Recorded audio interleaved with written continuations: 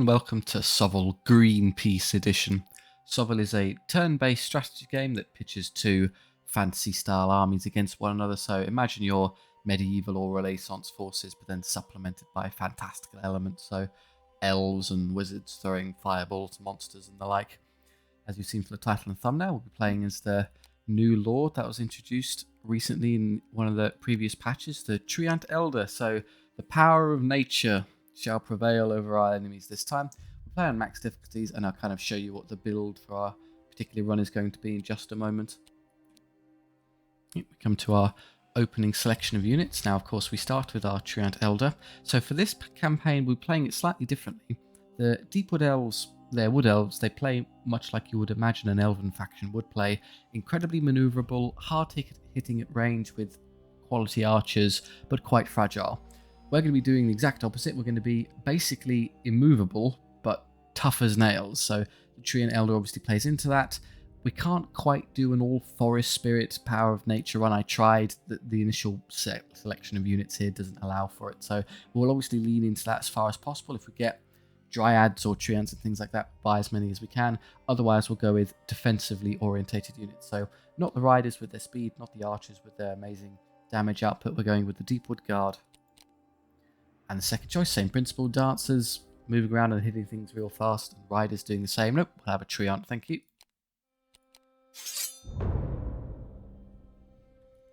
There's our little army there. Obviously it's quite small in the offset, but that'll increase as we go along. And as we get names here, so Mossclad Rootbeard is nice, but just for our commanding officer, it's pretty easy to pick one. There you go. Anyone who knows. Pretty much impossible not to know where that little intro I played comes from, but our force will be led by Treebeard. We'll come up with a name for the other one later. I don't really know the names of any of the other Ents, or if there's anything along those lines that would be useful. Maybe we'll just name them after woodland, like plant life, particular flora. Otherwise, we'll see. Okay, here's our campaign map. So we're going to move left to right to try and get through this stopping points as we navigate our way to the Act 1 boss. As we go through the battles, we'll generate experience for your troops and gold. Use gold in the campsites where you can buy new units or upgrade the units you already have. Elite battles, these ones here, are slightly more challenging battles in exchange for more gold. Random events, these question mark dice are hard to describe in advance, but anything along the lines of you may encounter a mercenary commander to buy who taxes your income, a forgotten tomb with treasure buried within, rampaging monsters to tackle for rewards, stuff like that. So we'll go through a couple of them as we play through the campaign to kind of show them off. Otherwise, so let's pick and then you get the campsites here, which are heals. So if you're doing quite badly, again, your teeth kicked in, rather than a fight, you can go heal here. Typically, you want to avoid these if you're doing well, because fights will generate gold and experience for you, so they're preferable, but if you're in dire straits, they're not a bad option. Okay, for our path, obviously we get 3 battles here, which is pretty much the best start. You can take all the gold you can. And then you get locked in this path, which gets you an elite, which is good. The Act 1 elites are not really too dissimilar from the standard battles for twice as much gold, so you kind of want to focus on those if you can. Take a whole load of fights here, come down, go battle crazy by jumping through here, just go fight, fight, fight. That might be a bit excessive, honestly. And you can come this way and then choose which way you'd maybe come. Maybe I'll come down here and take a random event and then give myself the option of either shop and see how I feel when I get to there. So yeah, I think we will start up here though, because it's the best approach and see what we can do. Going to face Orc Scouts, right.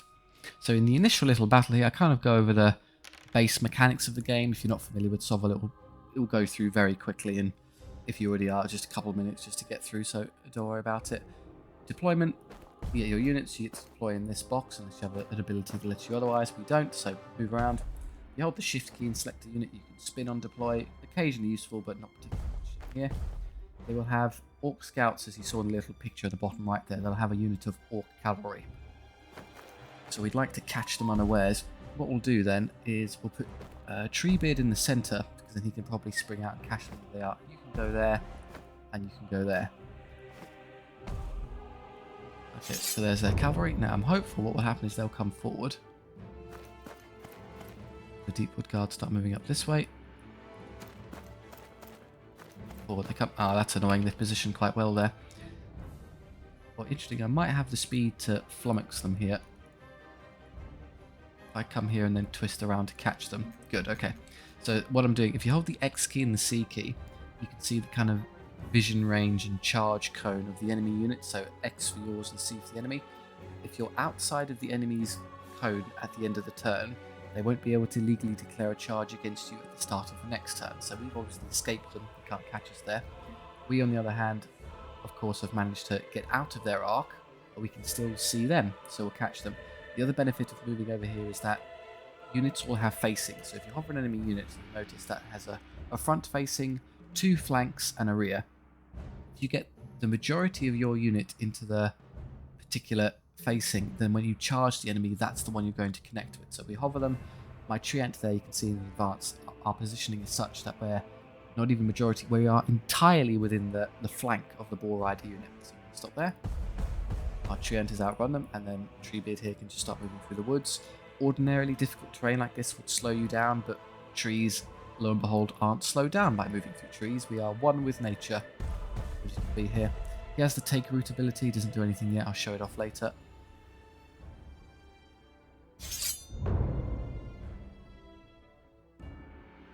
Okay, so the enemy can't see us and we can see them, so we're going to declare a charge. Smash into them, old bar cart.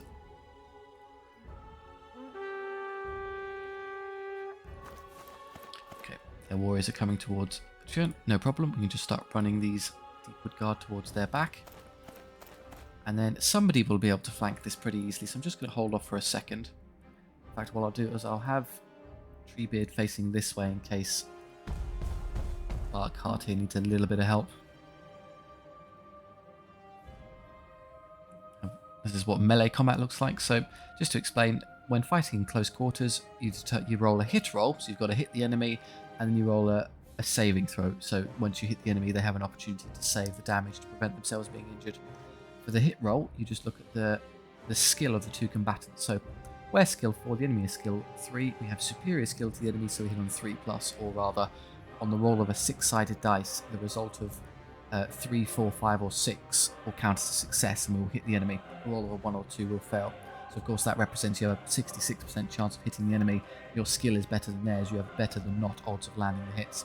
For your number of attacks, you can just use the unit ID cards. Treants start with 5, so 5 attacks there, 3+ to hit. You get 3 hits. Okay, and then I'll let this roll for a second and explain what's going on.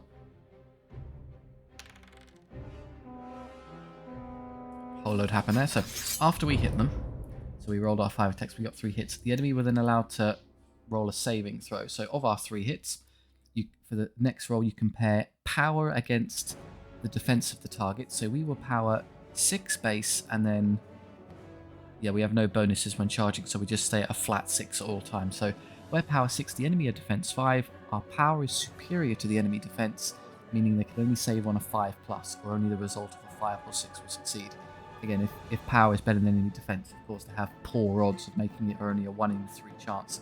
They rolled very well. They rolled 6, 4, 5, so only a single wound went through. All riders have 2 wounds each, so one of them is halfway to death. They then got to attack back.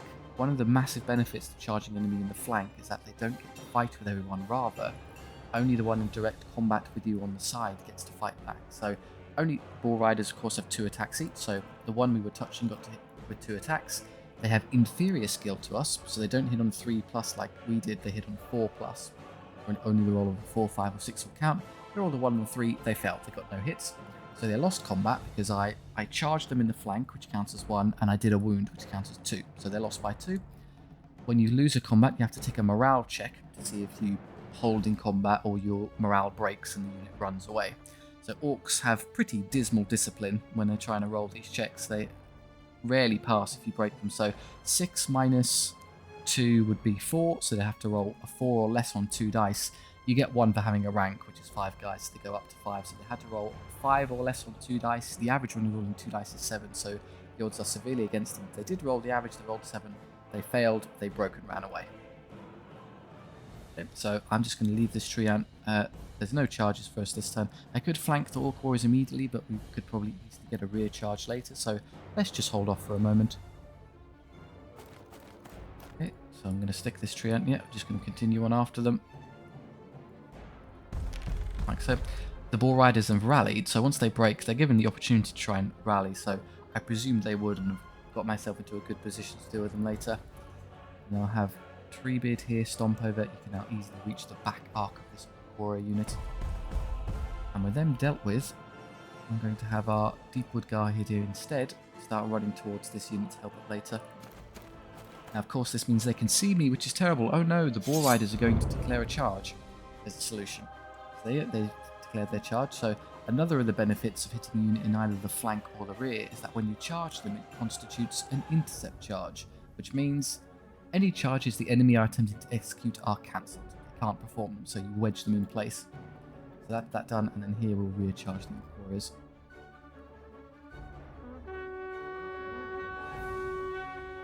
The enemy have been hopelessly outpositioned, so it's just in case the Bull Riders happen to hold on this time, I'll move the Deepwood Guard up here to catch them and flank them. Treebeard has a special ability. It won't currently do anything, so I'm going to hold on to it for a second. Here we go again. So 5 attacks, superior skills, 3s to hit, 4 hits, very good. 4 wounds, much better than last time. So 4 hits and a wound, they lose by 5. Unless they're all double 1, they're guaranteed to run away. And then Treebeard is the same. He has 1 more attack than the standard Treant, so he's a bit more vicious. 4 hits as well, squashing 3 orcs. Now they have a couple ranks, so they may hold. Yep, they may get lucky and hold that 1 rank there. The extra point. What else to do at this point?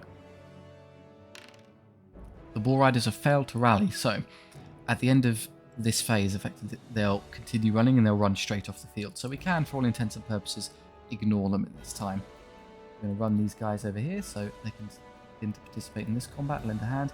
We can't charge into the front, of course, because that arc is already engaged, so we're going to have to move the Deepwood Guard into the side, which we can. The majority of my unit is in that flank, which is good. You will make your way down here and help with that one. Probably not this turn, it's not quite possible to reach, but now that the unit of Orc Warriors has turned around, we can use Treebeard's party trick. So, special ability, Take Root. For 1 turn, reduce your move speed to 0. Okay, well, we're locked in combat, we're not going to be moving, so don't worry. Reroll failed damage saves. So in the event the enemy successfully hit and wounded us, for any one of those failed damage saves that go through, you're allowed to try and roll the dice again to convert it into a success. And you also get to reroll your discipline checks, just in case you lose combat and need to hold on. Where Discipline 10, Fearless, so effectively we'd only ever run if we rolled an 11 or 12 on 2 dice, and then we get to reroll as well. We're using it predominantly for the damage save reduction rather than being concerned with the discipline check. Good hits again. 3 more. Orc Warriors disappear. They hit 3 times with their inferior skill. Now, the big thing about Treants, their unique selling point, their USP, is how unbelievably tough they are. Defense 7 is, I believe, the highest kind of base defense you can get of anything in the game. So the way the damage save works is ordinarily, when defense is superior to the enemy's power, you'd save on a 3+ or 3, 4, 5, 6 count. When your defense is 3 or more superior to the enemy power, your save improves again all the way up to a 2+, or rather only the roll of a 1 will result in you taking damage. So we have a 2-up save, and then because of Take Root, we get to reroll. So if we do roll any 1s, we can roll it again to try and turn it into a 2+. Effectively, there's only a 1 in 36 chance of Treebeard ever taking damage. We don't even fail on the first roll. And they break this time.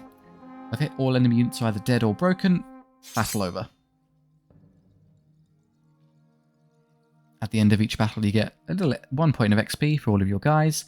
You would generate some passive healing if you needed it. We don't. We didn't take any damage. And then you give a choice between either resting your troops to get some healing back on them if you took wounds, or extra gold. We did fine in that we took no damage whatsoever, so 3 gold it is. Excellent. Perfect first battle. We are exactly where we were, so more of the same, please.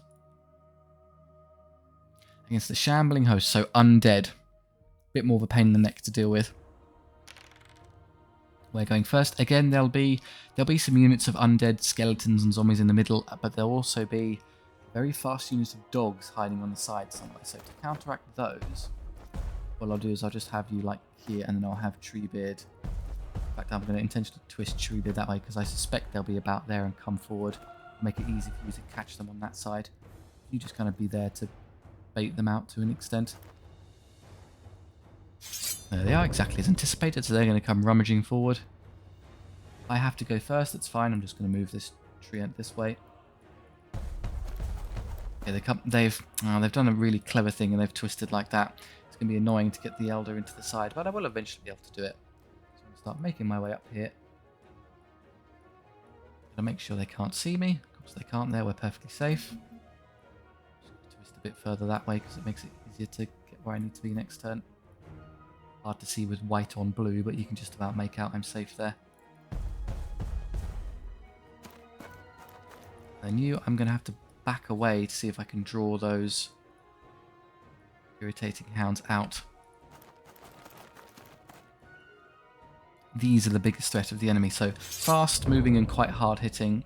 We can ignore the skeleton warriors for a time at least. We first get, now they are close enough to be a bit of a hassle, so I'm just going to back up a touch and turn. There, they won't reach me there. Okay, there we go. They've now moved into a position where Treebeard can easily catch them in the flank. Just need to make sure I actually draw line of sight, so I don't know.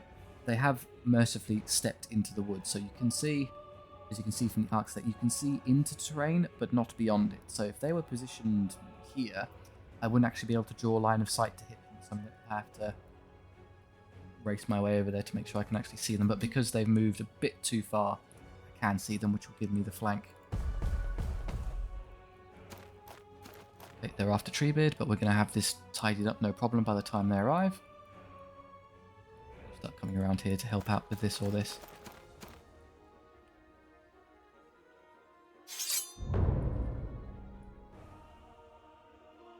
Yep, never even got the chance to charge. Now with SOVL, particularly with these melee armies, you're really incentivized to try and eliminate a single unit first and then round on things, because I could in theory just take it as, well, I just put one of each of my units into each of their units and have a 3 one-on-one battles throughout. That's, I mean, we would probably win with the durability of our treants, but it's not the most efficient way of dealing with things.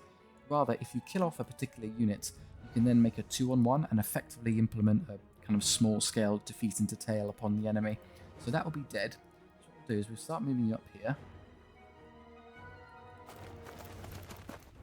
And yes, again, this treant could win this fight, but rather, I'm actually better off just ignoring them and running around for a while. I could use my trick now. I'll probably save it. Only one dog gets to attack me. 2 attacks is pretty dismal in terms of their output, so let's just disregard them. Yeah, we hit sometimes. I'll explain that as well. So, unlike the Orc Warriors in the past who were defense 4, the dogs are only defense 3. So, like where your defense is 3 or more superior to enemy power, when your power is 3 or more superior to enemy defense, their save is reduced all the way down to a 6+, or rather, you can see here, only the roll of a 6 will net in them saving results. So I got 3 hits, they rolled 3-3-2, Treebeard stamped on 3 badly behaved dogs and just wiped, and the unit had enough and ran away. So when you're choosing to engage units, thinking about the rule of 3, power and defense is pretty crucial, because it will dictate whether or not a fight may or may not be a terrible idea. Come up here, I can very easily, can't quite get there to flank with that yet. I can see them, they can't see me. I gotcha. You're going to try and fail to catch that. I'm just going to move away again. Now here, Treant Bees, I could charge both of them into the flank at the same time. What I'm actually going to do is I'm going to allow Treebeard alone to go in.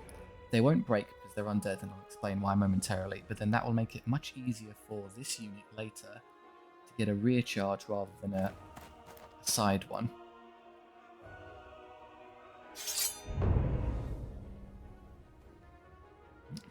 In you go, Treebeard.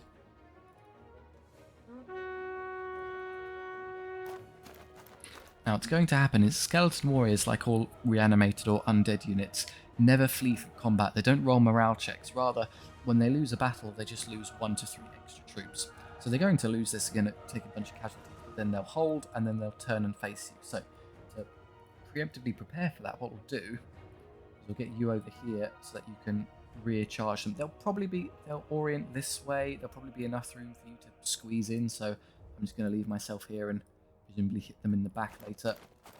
And then here, just continue to dilly-dally. We are considerably faster than the undead unit, so we're not concerned. I could use the take root ability, but this unit is going to turn and hit me with far more attacks momentarily, so I'm going to save it for the worst brunt we're about to receive. Excellent time to get a good number of hits. Fight back ranks gone instantly. They hit all 3 times. Again, power 3 defensive and have a 2-up save. I do at last take a wound. Now, that's not too big a hassle. I'll explain why momentarily.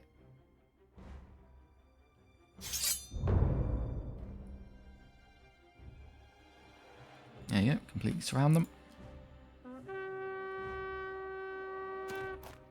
Now we take root. Prevent myself from taking any extra damage. And you just stare at these skeleton warriors menacingly. There we go again. So, there you go.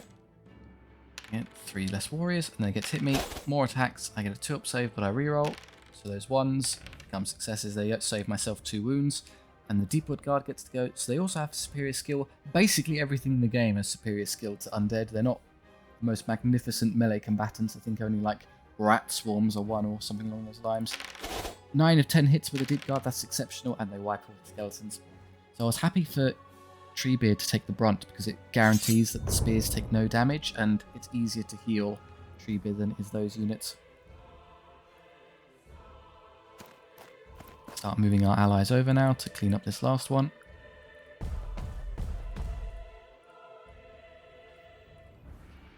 Don't get stuck on terrain unnecessarily is a good idea.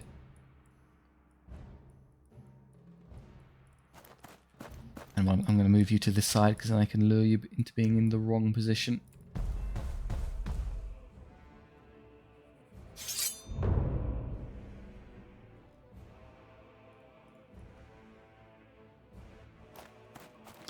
Now, can I reach... what I'll do this position. I'm going to move you to this side. So what I'm intending to do is I'm going to get Treebeard into their back and then this Treant into their flank. Gives me the best odds of taking no unnecessary damage. SOVL is a game that very much rewards you, at least in the campaign, for taking the minimum damage possible each time. It means you don't have to waste your time healing units. You can instead take the maximum amount of gold, which means you get more units, stronger units, and you snowball and things get easy. So you're going to rear charge, done, and then this unit's going to go to the flank. I could even put this unit of spears in the side, but that means they get attacked 3 times by skeleton warriors for no reason. In fact, what I could do, because the enemy's morale is depreciating every turn, is I could simply disregard this combat forever and ignore them, but let's get stuck in. Might as well speed this up.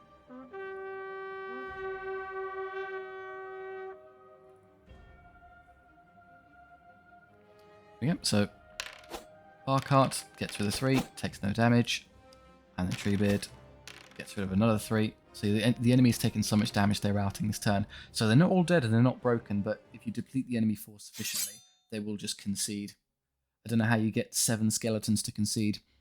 Right, now as you notice, I was unconcerned about Treebeard taking that wound because single entity units like monsters, so our Treants for instance, always heal 1 for free at the end of the battle.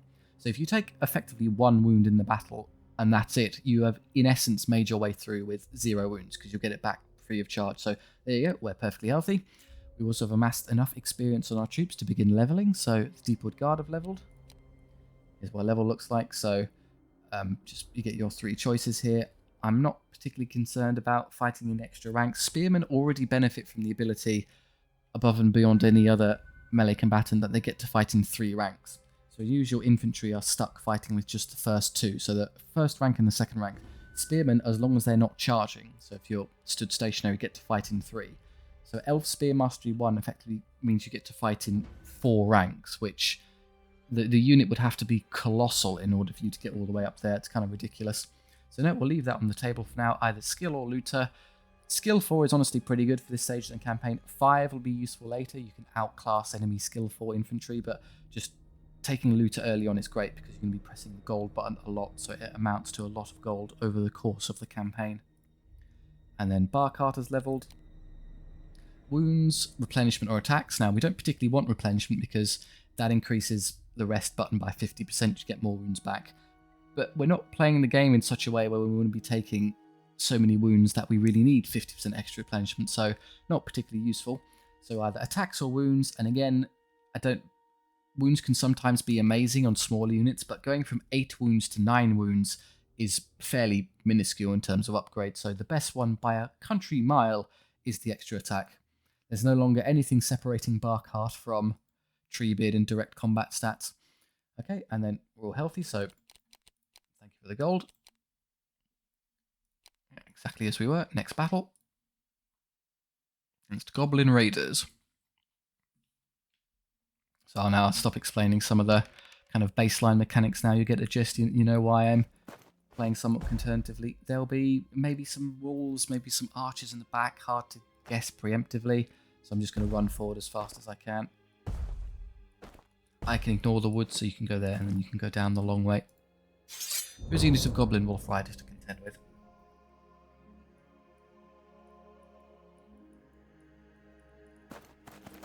Before they come, again, terrible positioning from the AI means I can do this. The only risk with that is that you might be a bit too close to the Goblin mob catching me with a counter charge. So let's do this, but get as far away from them and still be in their charge radius. Let's go a bit further than that. 10.6. I can see them. Oh, yeah, that works. They can't see me. And I don't think they'll be able to quite... Yeah, they're not going to cover the distance to catch me there, which is excellent. And you're going to make your way around this way to eventually flank that one.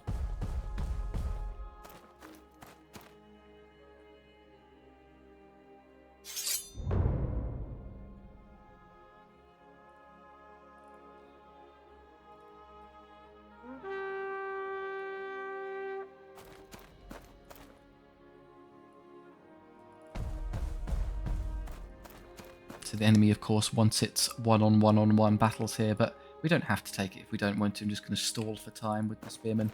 The Spearman would presumably win against a Goblin mob, but why take the unnecessary damage? So Barkheart here gets his extra attack, rolls quadruple 1 to start, which is great, but then we'll still win. And then Goblins have even worse morale than Orcs, so unless they roll remarkably well, that's instant defeat.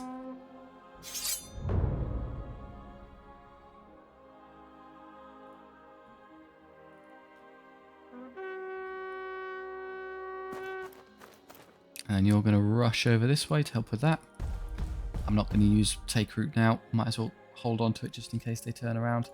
Can I run this way and start to escape? No. I'd like to get further this way because it makes it easier to catch them with my allies later. Maybe like this.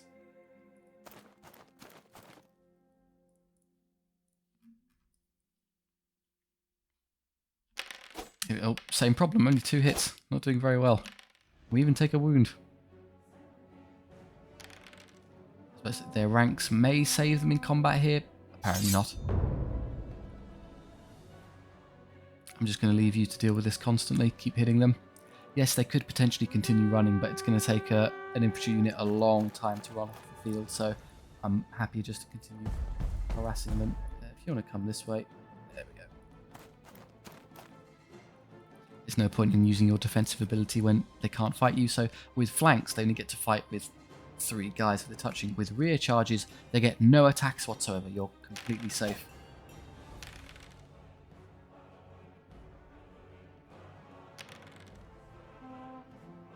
Leaving Treebeard free to just take vengeance against the pesky little goblins.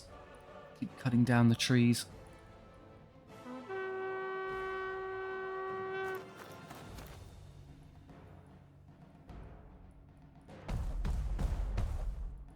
Can't quite rush that way, so we'll just move this way.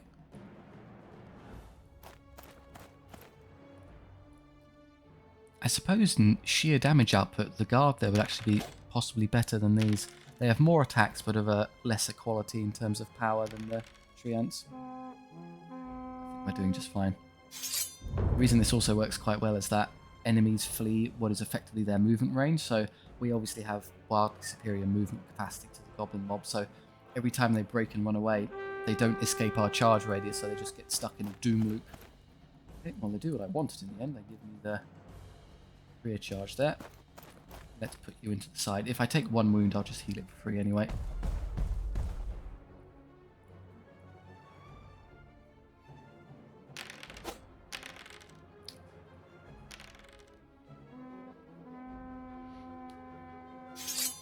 Treebeard a bit of a vicious oak tree here, gonna successfully eliminate the entire goblin mob unit over successive turns.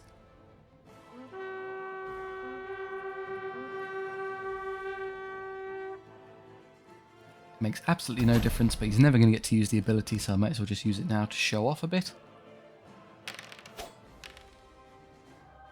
Where did all the goblins go? Oh no! No damage, and yet that's more than enough to break them.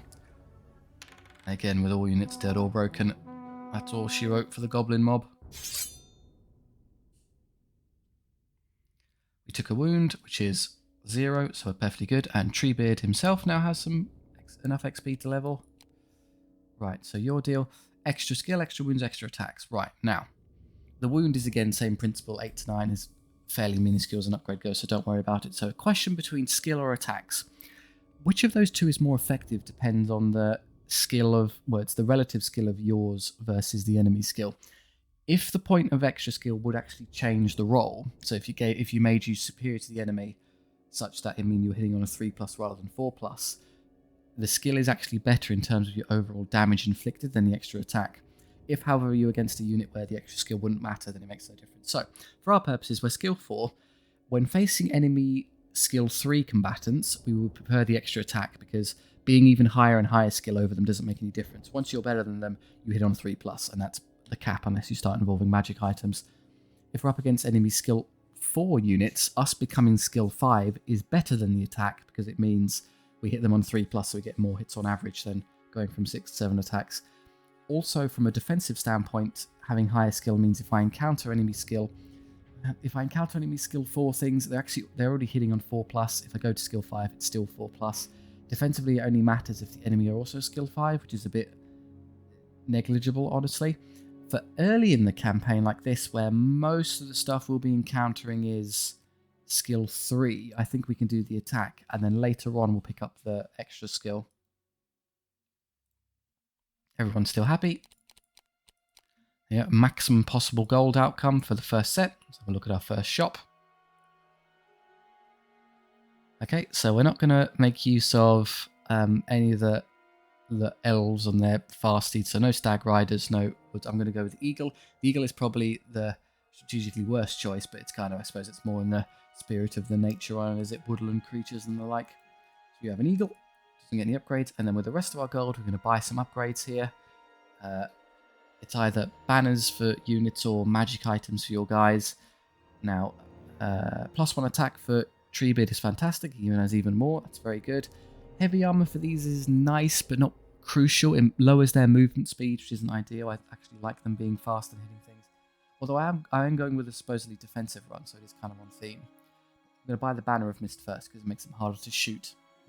You know, when we eventually encounter enemy ranged potential, we'll show what that looks like. So, armor, reroll discipline. Don't play the game in such a way you're rolling discipline checks, don't worry about that. So, these defense and wounds for Treebeard, he can become defense 8 with 9 wounds, which is hilarious, or unyielding, reroll all damage saves. So we instantly render our own ability, Take Root, effectively worthless, because we'll permanently have rerolling all saves on us. That's pretty outrageous. I could buy both of those and forego the armor for now and just put all of the investment into the completely immortal Treant Elder. We'd be, what, defense 8, rerolling all saves with 9 wounds? I mean, it's amusing. I like the idea that there you go, we've maxed out our potential instantly. Okay, well, I'm happy to declare Treebeard is now functionally invincible. I don't see how anyone is ever going to get through him. He rerolls all his saves and his defense 8. The highest attack power anything you'll ever encounter is, even with charge bonuses and the likes, is typically 7. So, yeah, 3 up saves minimum. Extra eagle just to lend us a hand. No help for the other 2. Show off Treebeard's newfound complete invulnerability against an elite. So, slightly harder battle. Okay, the eagle can fly, which comes with a number of benefits, but particularly it means I can go over terrain without actually caring about the terrain being there. So I'm going to put you on a flank, just to crush whatever on the flank and then come around and help. And everyone else can sort of just hold the middle for now. Right, they do have a cannon we're going to have to deal with, so the eagle is actually an excellent choice to deal with that, because we can fly and hit it immediately. Treebeard, if you'd like to engage this in combat, the cannon is going to fire. It's really nasty because it does a lethal shot. So if I show you, I think the shot is power 8, which is incredible. So yeah, melee combat caps at 7, but range stuff like cannons get all up to power 8, so still a threat to Treebeard. And then it has a lethal shot, so any damage it would do inflicts double wounds. So yeah, you take twice as much damage. So against our multi-wound monsters here, it's quite vicious. You're not actually fast enough to catch that immediately. So what I'm going to do is I'm going to try and hide some units. So I'm going to wait for these to come forward first so I can at least counter them. So move you over here. That can't be cannoned out. No, they're going to wait until the end. Okay, I'm going to move you over this way. Logic being that they can't, you can look at, so the X key and the C key give away the charge radius for me and them. If you hold the Shift key and then use X and C as well, you can see your range potential, which obviously I have none, or Shift C, which is enemy ranged option. So there's their cannon. Here's what you can see. It can clip Treebeard, which I don't care about. It's quite apt at chinning the damage. And then you can also see the eagle, which would be catastrophic if it got that shot off. So I'm just going to move the eagle to safety by flying it this way. There you go. Can't be seen by the enemy. I don't think they'll come that way because they can't fit. So I'm just going to be there. And then next turn I can fly over and catch the cannon. Do exactly what I thought. They move forward. I could avoid the cannon round in theory. And I don't actually benefit from charging because I have no charge bonuses. So it would be wise actually to completely nullify the cannon by simply moving to here. Having that enemy unit there engage me. Yeah, the cannon cannot draw a line of sight. They're going to move forward and hit me. That's perfectly fine. And you come this way.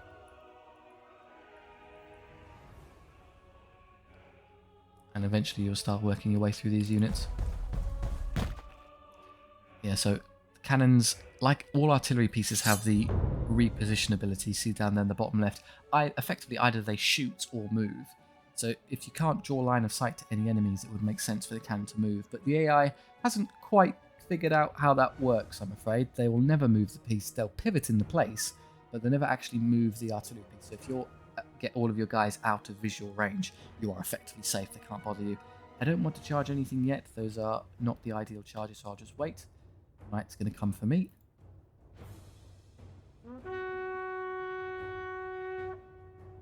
Okay, I could use take roots. It's utterly irrelevant because I have reroll. So I guess it means I reroll discipline checks, which is better than nothing. So yeah, reroll your discipline checks. I'm really just doing it because it kills an initiative where the enemy is forced to move around, so I can ignore them. Just play hot potato with that unit of swordsmen and the captain, so they don't catch you. That. Or do you come now? The cannon can probably draw line of sight through us there, so I need to be a bit smarter about this. Obviously, you're fine. You're going to be able to fly over and engage the cannon in a second. So what I'll do is I'll move you down here instead. Make sure that you're on the opposite side of the woods such that I can't be seen. It probably costs me the charge this turn unless I move it with some more precision. If I move to here, I could see them in charge there immediately, and I'm definitely safe from that range. That works for me. Can't hit anything, so yeah, we'll just fly straight over. Here comes the mighty duel. So they're power 4 on the charge, so they get all their attacks there. Yeah, 3 base and then 1 for the hand weapon, but power 4 against defense 8 means I still get a 2-up save, and I'm unyielding and take root. It doesn't stack. I don't get to reroll my damage save twice, but I'm effectively not going to take damage. This is a unit where skill 5 would have benefited us considerably more than the attack because of the high skill of the enemy, but eventually we will just pummel them to death. They're going to struggle to ever do damage to me, and they're going to successfully lose every turn until they at last fail a discipline check. Here, I could just wait for these two to win, and then these two can round, and these are pretty intimidating units, so I don't want to throw myself in there prematurely. Yeah, I'm just going to back off for the moment. That is annoying, so if I don't bring this to an end quickly, that unit is going to end up charging into Treebeard. I can probably take it. Even if they charge in, I'm so doable that I think I can just reroll all the damage and have them bounce off of me anyway. At which point, this unit can then charge into the back of those and do good damage and break them. So I'm going to let them hit Treebeard there. Just take it on. So here we go again. 4 hits, no damage. Better hits this time. They roll 6, 6, 5, 6, so struggling. If they didn't roll so amazing, we probably would have broken them there. And the eagle, only 3 attacks. Not amazing in damage output, but cannons aren't particularly amazing in combat either. They break. When artillery pieces break, they don't run away, rather they die on the spot. So imagine the crew has fled the artillery piece and they've capitulated. They're charging me. I can't do anything about it because I'm stuck, but that's fine. If there was a unit I want to charge, it would be Treebeard. Okay, I'm going to have you come around here now to hit that unit of cavalry in the back. I'd love for you to rush over here and ideally rear charge them rather than side charge them, which we can easily do. I've used Von Platen there is used Inspire Valor, so +1 combat score for this turn, which I don't know may cause Treebeard to run away. This would have been maybe a good turn to save, take root in case I lose the combat. Von Platen goes, 2 up save re-rolling, don't roll double 1.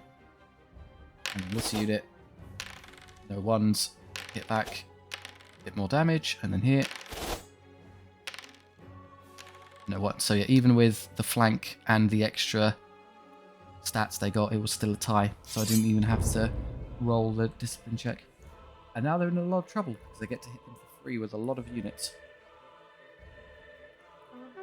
Shows the overwhelming durability of Treebeard. You're basically holding up the majority of their army's offense, and they just can't do anything.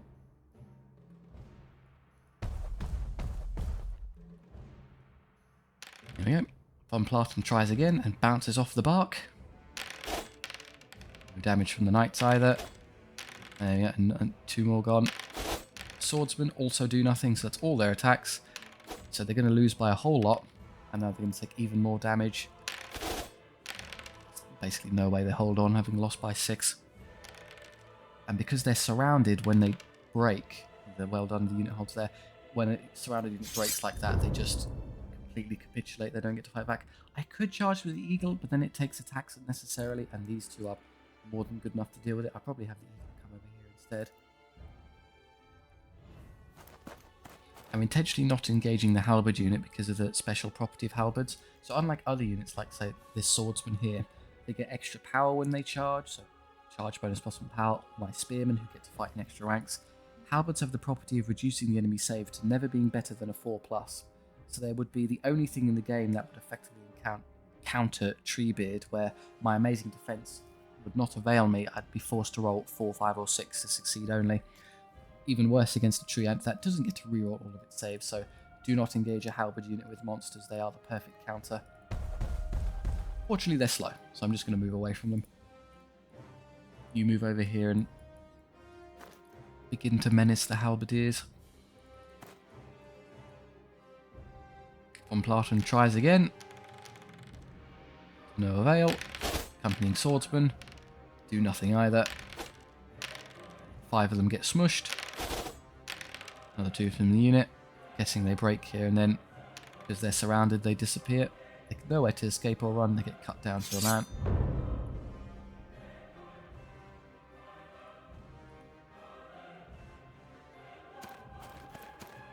So I could charge them immediately. I'm probably just better off waiting for Treebeard to stomp his way over. Move the eagle out of the way first. It's only going to take 2 turns. Can't catch them yet, but I will do later.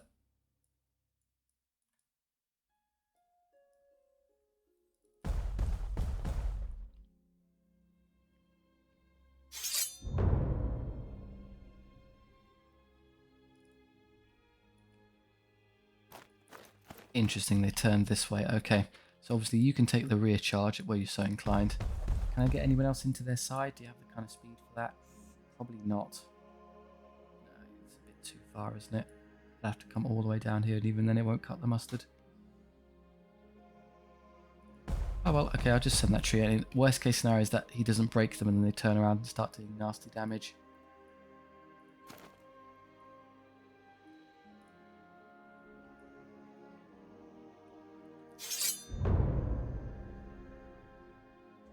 So begin their charges, but it's in the rear, so it's an intercept. I'm fairly certain I can do enough here such that they'll move to routing this turn, so the battle is effectively over. thereby denying the chance to ever turn and smack poor Barkheart. Good hit. There you go. Instantly shifts over. So even if they hold, they fail anyway, so it wouldn't have made any difference. Thus ends an elite battle. How taxing. It's almost as if having a functionally invincible unit makes it kind of easy. So 100% extra gold, so we're swimming in cash, and then everyone's still fine, so extra income. Eagles, unfortunately, don't contribute a lot in terms of not good tax men. Giant eagles, you don't get a lot of extra gold for having them around. Just take the extra fight. A mining crew, so they're at last going to have some shooting.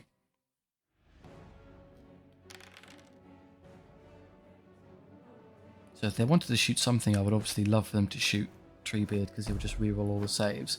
They'll probably be here-ish, so I'm just going to make sure Deepwood Guard aren't the target for the shooting by doing this, so they're in front. The AI will pretty much always target the closest enemy thing, so that's how you can protect them.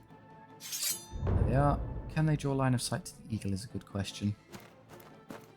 Ooh, it's going to be close. I could just shove you out there just in case. You can deal with those. I'm just going to move you to safety behind the tree line there to be absolutely sure. They have a one-use grenade, effectively an explosive charge. So roll a dice and get the number of hits. 5 hits, but it's only power 4, defense 8 to get a 2-up save. Damage. Now, if anything, I'm actually going to run Treebeard towards the archers and have him deal with those first. One, because it means they're prioritising for shooting, and thus do nothing at all, and then because it's just easy to deal with him. They've also got the grenade, so what I'd like to do, so if I have the option, is I'd probably get you into their side immediately before they ever get to throw it, which I can. Majority flank, and I can see them without being seen myself, so we're good. Start coming towards the miners.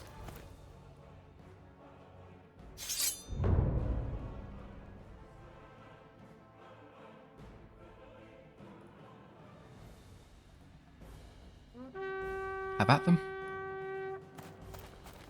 You can rear charge those immediately.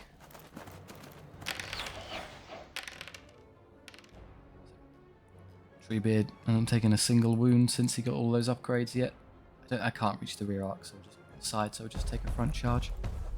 And then here, well, they're going to smack into it. If they happen to hold on, I healed 1 wound for free, so I will put it to the side. See if I can just break them in 1 turn and not get stuck here. Over here, not great hits, but good damage.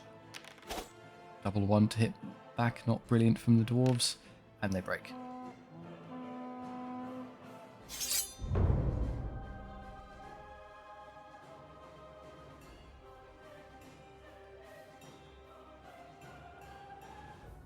Now I could charge here. I'm going to hold off for a moment because it is in theory possible the dwarves fail to rally and just keep running. Not very likely with high discipline. Boss. It just means it gives me the chance of not having to bother engaging in the combat. This is fine. In case you miraculously fail and need to roll a discipline check. 8 attacks already, wow. Relentless offensive mastery. They do nothing. They hold. That will change shortly. Okay, down here, the eagle. Hex a miner. No damage back, and then the spearman. Not amazing power, but can just contribute enough to break a unit.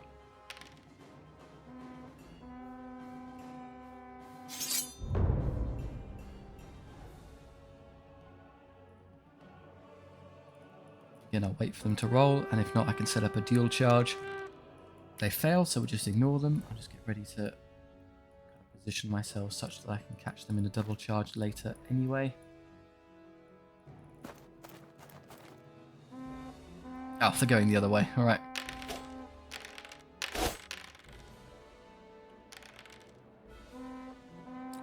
Just about stayed on. Only oh, that's dismal. 2 hits and no damage. They may turn here.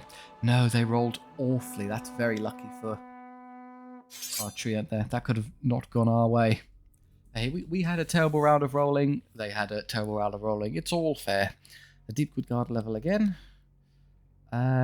I'm going to take the size, reason being is that as spearmen, they are eventually going to benefit from having a pretty large unit. You can get lots of ranks at the back and dish out a truly devastating number of attacks, and I can use them as they were destined to be used as a more defensive piece. So skill later, let's just do the size for now. And then the giant eagle levels. Extra gold is nice on a unit that generates so little gold, but I think as an actual utility piece, having you attack more than 3 would be rather valuable. So 4, please. And then Barkheart.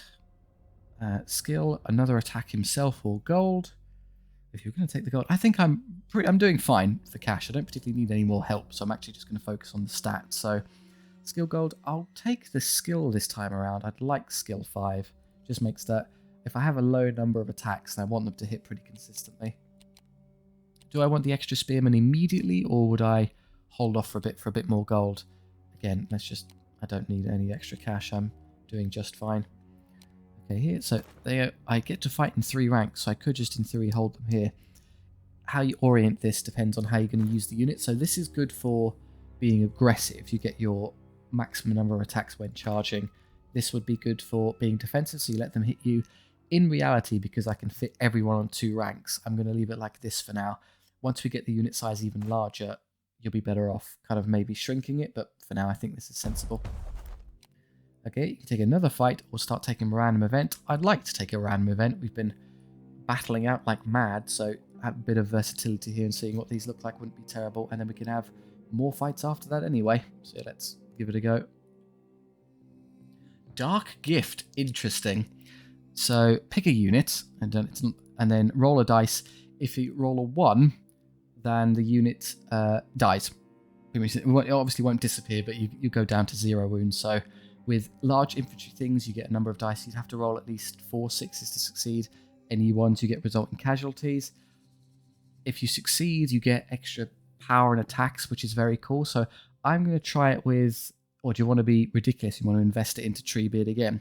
Strategically, I think the best choice would actually be Barkheart, because he would benefit from it more often. He's not quite as potent as Treebeard. You can turn him into a combatant, but putting it all into an obscene overinvestment in a single unit is kind of fun for me. So yeah, let's try it with Treebeard. We can turn him into an absolute monster.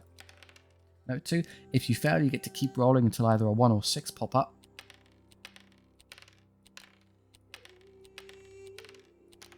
Dark Gift, we succeeded there. The 6 came up before the 1. Whew.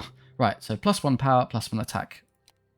So that makes you permanently power 7, defense 8, 9 attacks, 9 wounds, rerolling all saves. We've already become what's probably the strongest lord in the game. I don't see how anything would actually rival us in direct combat. Of these two, I guess this gives us the choice of shops. Not that it would matter, we'd have to go to one or the other anyway, so we'll take that battle. Against a bandit gang. I think if you played your card right, if I dropped every other unit and just tried to get through this battle with Treebeard, I probably could. It wouldn't be that hard. So again, they've got shooty stuff, so have Treebeard tank it for us. You fly over the woods and catch something. You get behind your invincible tree lord, and then you just take up this side. Ah, there's a unit of light cavalry to deal with. Okay, they're going to be a slight nuisance. Us first. I'm just going to move forward here. Hopefully not in such a way that they can catch me with the infantry, but I like to get through and deal with those archers or the ranged units quickly. But sufficiently far forward such that they prioritise you as the target. So if you start running this way around, then maybe we can have them catch them if they're sleepy. You're going to come charging forward. They're going to get a shot into Barkheart here. We'll have to live with it. So instead, what I'll do is start getting you ready to flank something, maybe catch that unit in the side. They obviously can't see us because their allies block line of sight. So we're going to think about flying over next turn.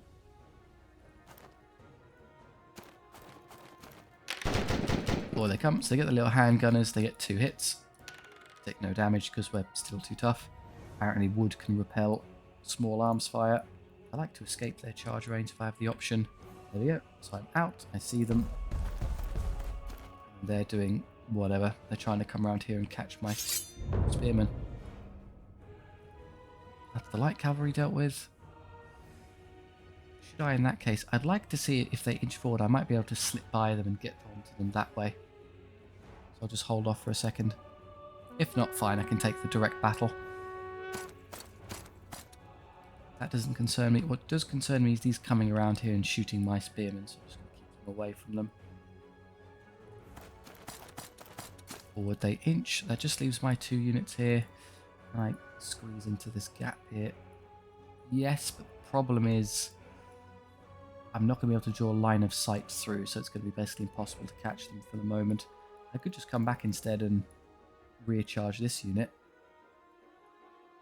I thought there you go. I can get to there. Oh, it's jolly close, but I think I can see them without being caught. Oh, good. Okay. But, well, if they've moved into such a way where I can catch them, I just will. I guess they have to be touching it to draw a line of sight through, so I think they've given it to me. And then you distract one of these pieces.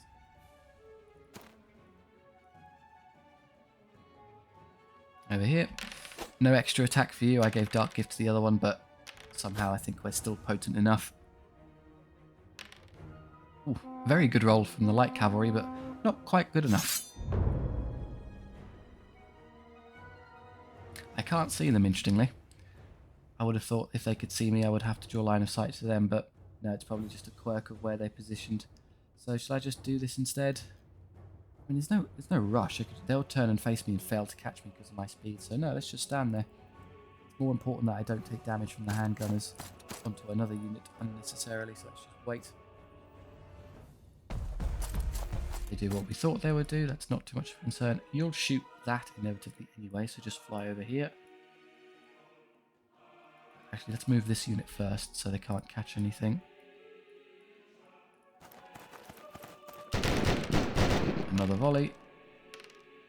With a number, maybe I'm eventually going to become due to roll at least 1 double 1. I can easily get up here and shoot that handgun unit who's boss. Leaves you free. If you can turn that foot knight unit around, thereby allowing the Treant to hit them in the back, that would be great. So fly right to there.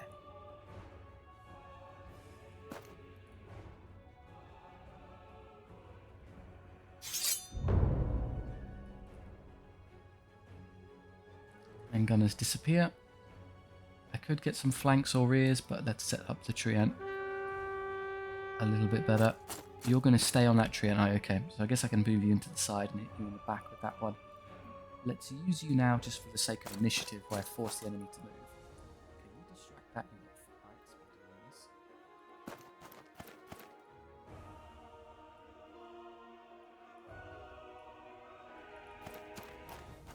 And leaves you two to set this up. Can I get you into the side? Yep. And you into their back. Footnight units are rather durable, so you want to kind of catch them like this. Here we go. 9 attacks now. Rolling an impressive number of 1s and 2s, but still.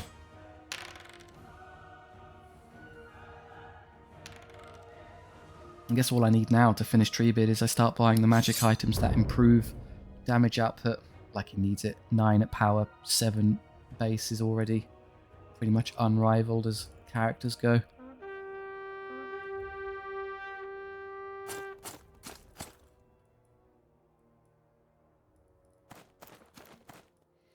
So the campaign started out as trying to be a defensive-oriented run with Wood Elves. It turned into, let's make the strongest possible lords that could ever walk the earth.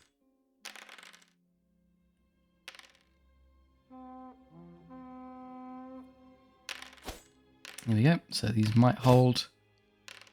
Yeah, they do a wound to the Treant. Hoping they go away. They do. Good. Don't have to risk taking any more damage. I'll just have you charge and finish them. I don't want them rallying. It's not worth my time hanging around. I'm going to wait to see if they rally. Interesting. In that case, what we'll do, have you go into their back. They fail to rally anyway, which is terrible with their discipline. And you come around here and hit them that way. And if you want to come around here, if I'm lucky, you can probably catch them on the side. They are getting a complete pincer on this unit.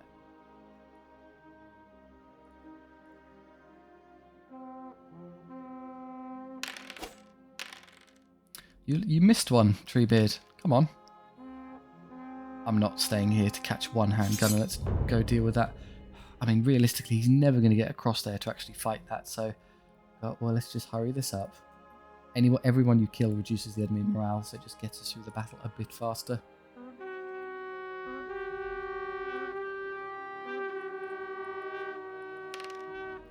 Do it last rally. Can you defeat one hand gunner? Shockingly, yes. There we go again. Golden tail doesn't get one. Takes a wound, but we heal for free. Treant does much better. Doesn't take a wound, so we're still basically a max. That's a good contribution from my guys. I think they'll collapse and die. Yeah, because they've got one on two ends. I mean, I know it looks like they can escape that way, but you've effectively pinned them here. The battle is effectively over. I could waste time surrounding and killing this fight unit, but I can't be asked. Their morale will just give up on their own, so I'm just going to hammer end turn a couple of times until we're over and done with.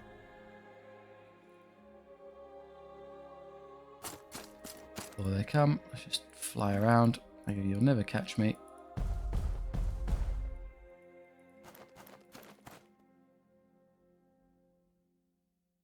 Routing this turn, so we'll just hit the spacebar button a whole load.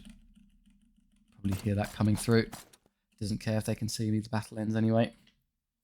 I wouldn't think great of the chances for that poor Foot Knight unit. So when I take one wound on these individual entities, they heal for full, so that's why I'm happy to put them into the side of units. If you only get 3 attacks, I'm probably going to be okay most of the time. Treebeard leveled again. Now I think I will take the skill, because 9 to 10 attacks is nice and all, but skill 5 is going to start coming in more and more often in terms of being more effective. And healing, you're good, you're good, you're good. For one guy, that's not really worth it, so just take the gold. Okay, let's have a look. Yeah, we're basically fine with that. Okay, so we have a 1 or 2 shops. I think we're kind of battled out. We've stomped everything we've come against, so an extra random event wouldn't be terrible, and then we'd go for the Act 1 boss with a load of cash in reserves anyway.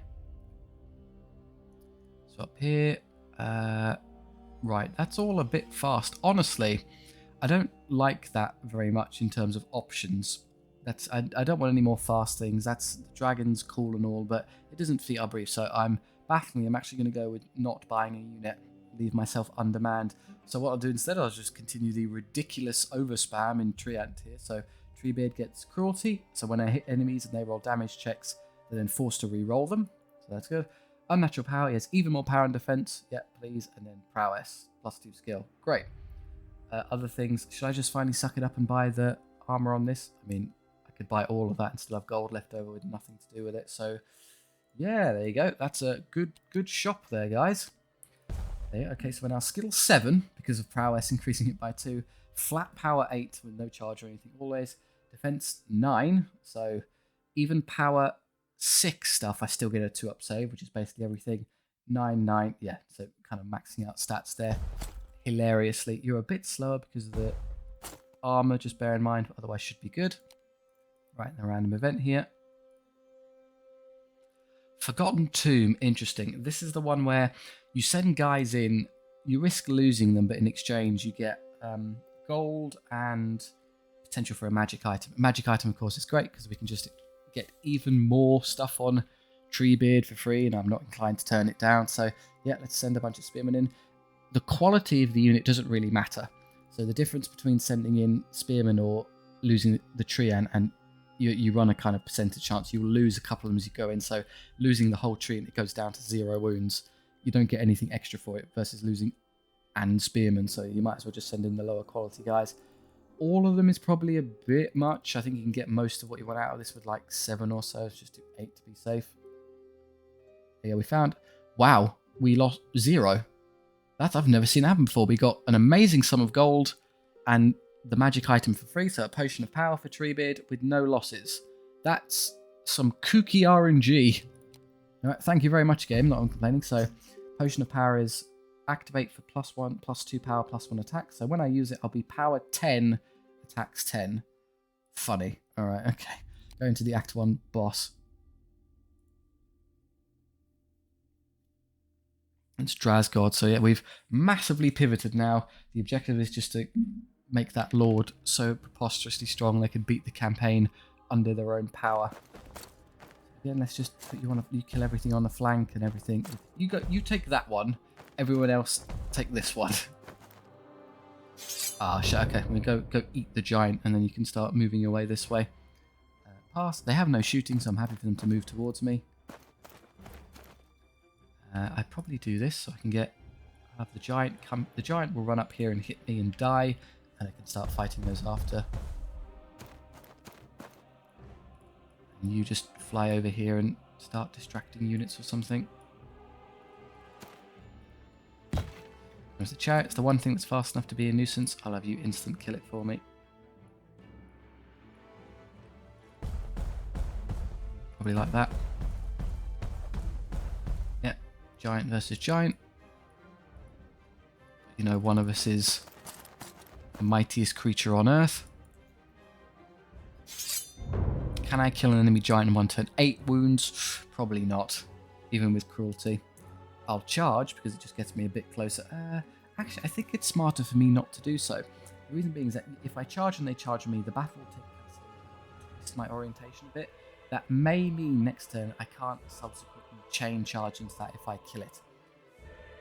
If I stay here, I'm obviously further back, so they're not. It's going to be much easier to catch and see them that way. So, and I get no bonuses for actually, charging anything. None of these are +1 power when charging, so you might as well just stand there. Over here, however, you should not forget to do that. If they hit me, I don't care. He gets extra power. He goes up to power 6, which sadly means he gets a 3-up save, not a 2-up. Sorry, power 7. Just high enough to reduce my save there. I'll use this now. There you go, I'm now power 10. Okay, I don't really care about anything else that's happening. Don't want to skip phase. Just as you are. You start distracting. Yeah, they do that. So I should be able to see them and hit them. Okay, can I get this in a turn? Only 1 wound because they rolled an amazing check. And they even wounded me back. Oh, so because of those dismal rolls, they actually got away with it. Here, the giant hits twice. I get a 3-up save instead of a 2-up. Still doing no damage. 3-up save. I don't reroll hits, which means I'm not going to do enough hits to kill it. Like 5s. Cool, I do 6 of 8 wounds. And it even breaks. Wow, giants breaking is rare because they're fearless. Yeah, I managed it there. Okay, well, I have to. If I try this one, it won't work because this unit's going to hit me and I'll show it off. So let's charge them. Because they're closer to me, well, in this case it's because it's a side arc so they can intercept me. But even if they weren't, imagine they were like here. They would still be able to intercept me because you can intercept units from the front if your unit is closer than the thing you're declaring. So that was always going to happen. I was just going to show it off.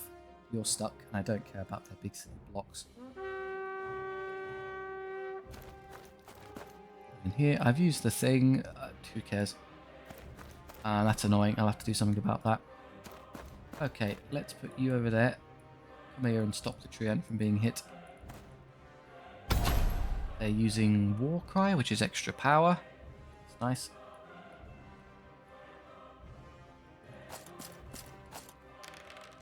Giant rallies, but I can deal with you in a second.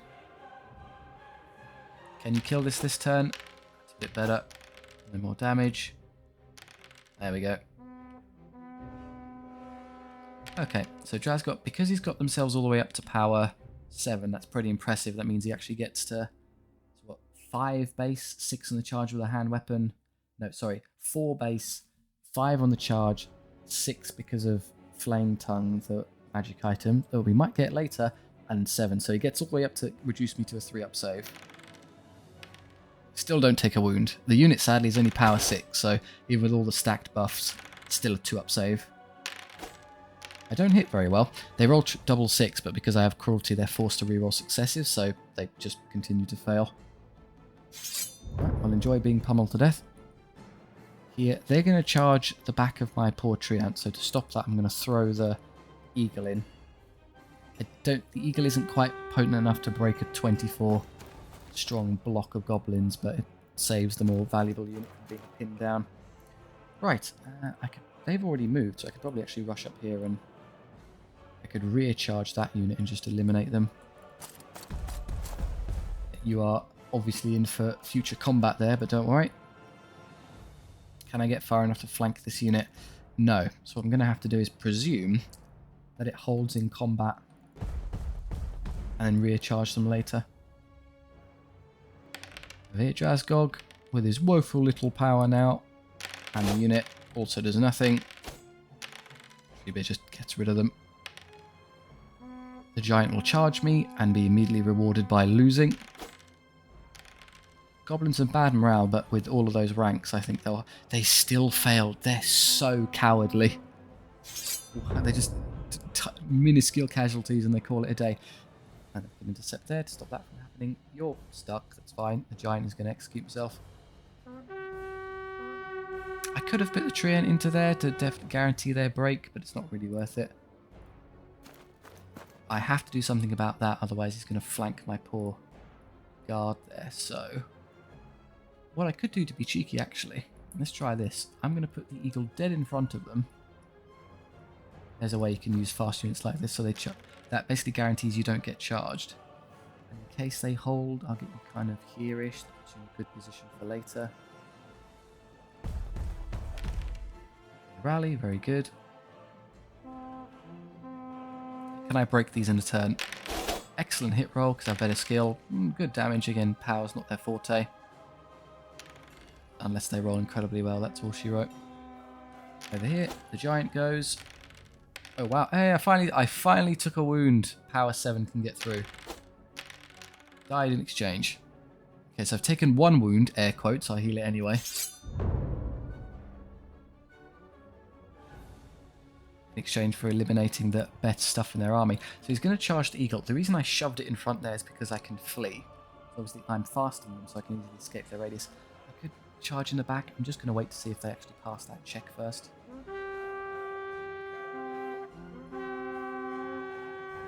They do. Okay, I'll put you back in. For that, come to here. Thereby freeing you to come around this way. That unit in the back. You rally.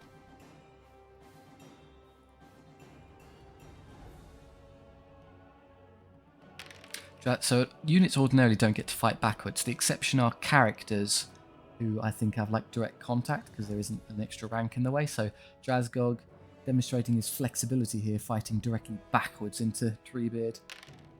He does nothing. And then Treebeard has vengeance and kills all of his friends. Double one.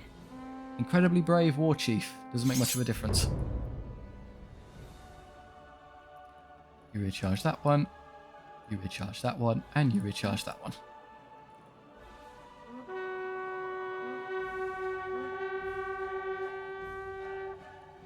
Okay, well, of these, who's likely to hold on?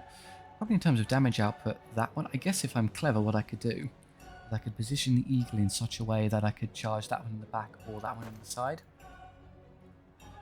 Yeah, take root, why not? The power of trees. I've been paying attention. I don't think I've ever seen like an 8 or 9 hit roll yet. We're stuck to 7, but doing 7 wounds to a 3 wound character is probably good enough. Yeah, a couple orcs disappear.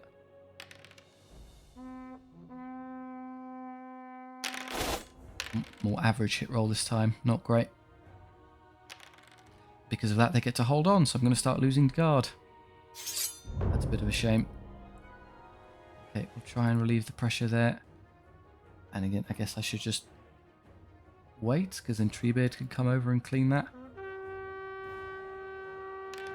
I'm defense 5, so buying the armor will help me here. I get a 3-up save rather than a 4-up. Lip in the way there, which is slowing me down. Yeah, sufficiently such that I can't reach them. Okay. Right, and then a 3-up save, and I lose 2 Deepwood Guard. And the eagle does rather well for us. Takes a wound, which is unfortunate. Just bouncing between 2 units now. Just let Treebeard take care of it. Doesn't risk getting hurt, unlike you.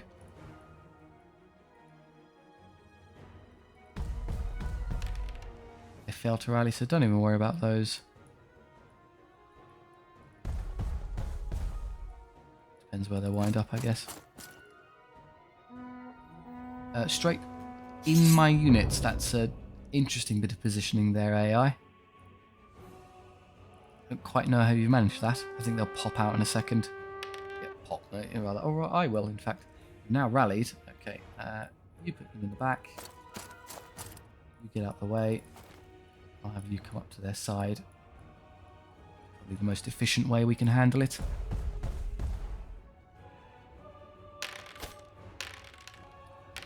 All 7, no damage.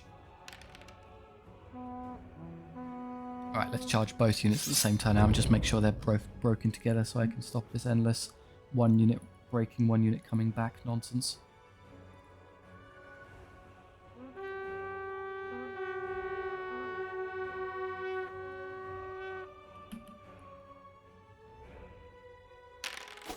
Only 3, that's pretty bad, Treebeard. Still enough to win. Over here.